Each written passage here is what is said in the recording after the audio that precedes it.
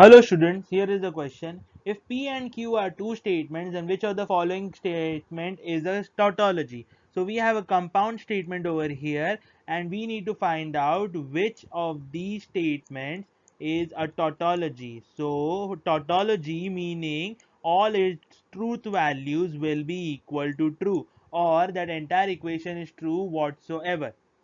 So let us look at this part over here, the equation that is the same in all the four options.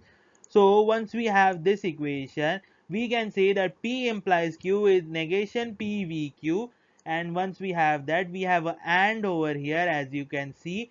So negation PVQ and negation Q gives us that negation P and negation Q, V, Q and negation Q. Now over here there is a V over here, which is an OR gate over here, and we know that the truth table for OR gate only has one false value. So even if this is false, because it is, as if we have say P and we take its negation, this value will always be false.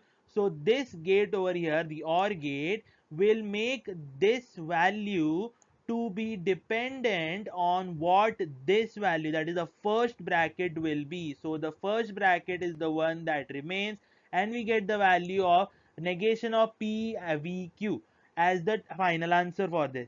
And we know that this complex statement's first part is this, so we take this and imply it to each and every case. So once we have this, negation of PVQ implies P is PVQ VP, and we know this that PVQ VP is same as PVQ. So this is the first case.